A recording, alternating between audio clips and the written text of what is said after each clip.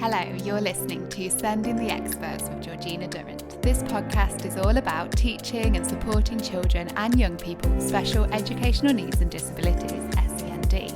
My name is Georgina Durrant. I'm the host of this podcast brought to you by Twinkl SEND. As a former teacher in Senko myself, I wanted to create a platform to share some of the amazing things that my guests are doing to support learners with SEND. So whether you're listening on your commute, tuning in whilst walking your dog, or curled up on the sofa with a nice cup of coffee, thank you so much for joining us. In this special transition episode, we will be chatting to Gary Aubin all about transitions, whether it be from one class to another, one year group to another, or from primary school to secondary school, and in particular how parents and teachers can support children with these moves. Hi Gary, it's a pleasure to have you back with us today. Could you start by briefly introducing yourself and sharing a little bit about your background? Yeah, thanks, Georgina. Lovely to be on the pod again. My name's Gary Aubin. I'm a former teacher in Senko and SEND leader across the Multi-Academy Trust.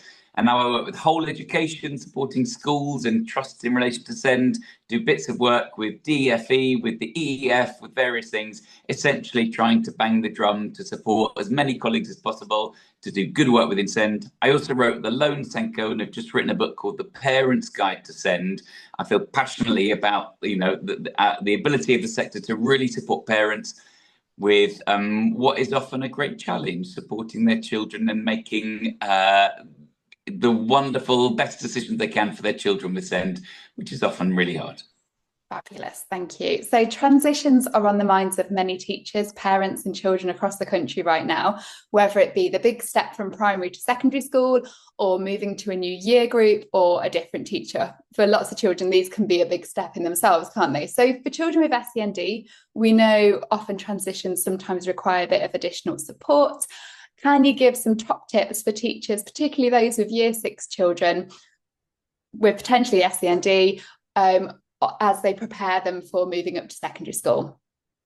Yeah, so the first thing is a very sort of probably slightly fluffy answer to start with before I get a bit more specific. The fluffy answer is children with SEND have legal rights that are just as true in secondary as they are in primary. So where primary colleagues may very well be concerned about what's going to happen in secondary, actually, those legal rights remain. Having worked as a secondary Senko and in and with many, many secondary schools, that same desire for children with SEND to thrive is typically exactly what happens in secondary in the way it is in primary. And of course, that looks different. Of course, the provision is different. Of course, there's a bit of a feels like a bit of a leap of faith all around. But my only experience is of wonderful, hardworking, committed practitioners wanting the absolute best for children and young people with SEND once they start secondary. So that's the kind of broader, perhaps fluffy answer.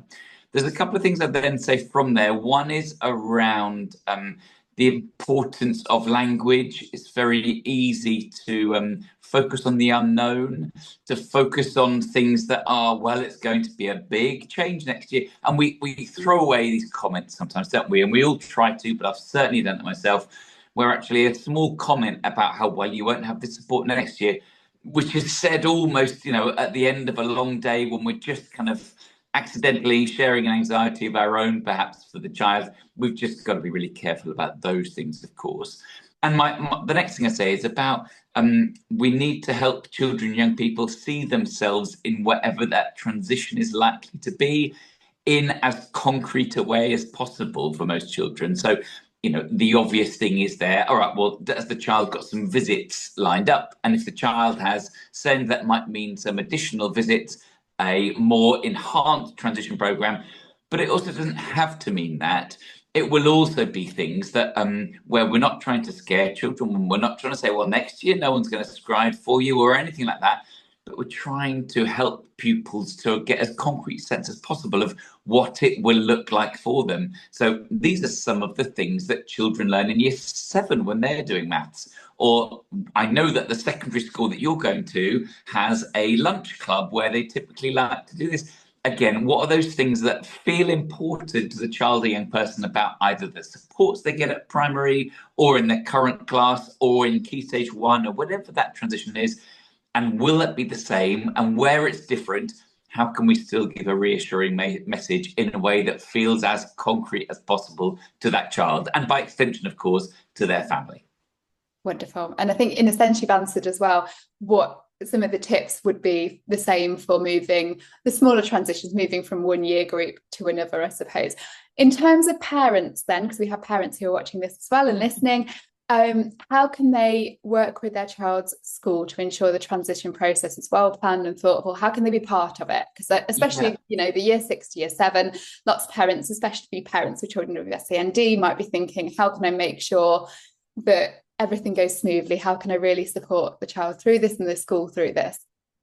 Yeah, so in the Parents Guide to SEND, we have, which I co-wrote with my best mate, who is a parent of a child with SEND, who's got any HCPs in a special school. We try and bring that collective view together of professional and personal. And what we came to together was a series of questions that we think parents are within their right and entitled and should be asking schools about things like transition and much else as well.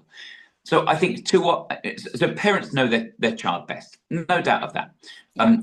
I think often within education, or too often within education, parents are expected, though, to have the answers about what the best educational decision is for their child. And that surely is that sort of collaborative where the teachers, leaders in schools actually should have a really good input as to what those good educational decisions are, rather than needing parents to have all the answers, even though they know the child best. So when it comes to transitions, I think parents shouldn't have to know the answers. They should know what the questions are. And so, again, they're in the book, but we think some of those questions for the school that a child might be leaving are things like, how are you supporting my child through that transition process? What information are you transferring to the new school to help them know the child as well as they can? And maybe, especially primary, secondary, how are you increasing my child's independence over time to ready them for what might be different in secondary, even though there may well be lots and lots of support available? And likewise, parents to ask the school, and it's hard, isn't it? Because many parents may well never have been to that secondary school yet, certainly not have those relationships with staff, but actually for parents to be able to say to secondary staff, what supports are you planning to give my child? What information have you received there? How are you supporting my child to learn about your school before they get here to support that successful transition? So I think those are examples of where knowing the right questions to ask is really helpful. Knowing what all the answers are to those questions shouldn't be the thing. Parents should be listened to. Parents shouldn't have to have all the answers, because that's that collaborative effort, of course. Wonderful. And many children, this has been my last question, many children, including those with SEND, might be experiencing a little bit of worry, a bit of anxiety during, or a lot of anxiety on these transitions, whether it's moving from primary to secondary school, or even just moving from one class to another. What can parents and teachers do now, this sort of summer term, to help build children's confidence?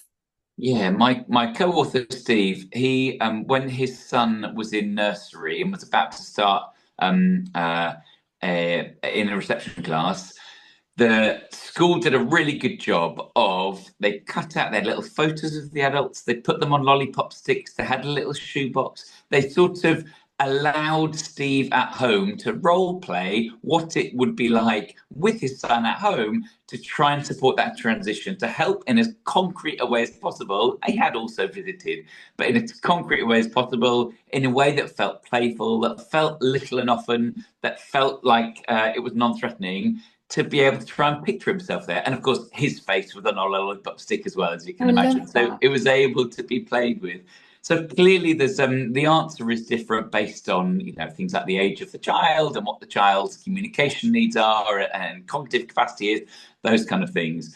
But where there's that worry, anxiety, I think it's of course understanding what those worries, anxieties are, helping that, reassuring that child about their strengths and any difficulties, and particular bits of support being transferred well from one to the other, so they know that they're not being left in the lurch or forgotten about or starting again totally, in terms of that understanding being transferred there from one setting to the next.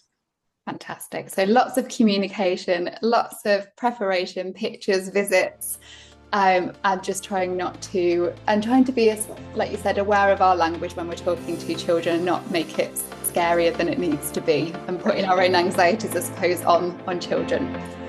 Really helpful advice. Thank you very much, Gary. Thank you very much, Georgina.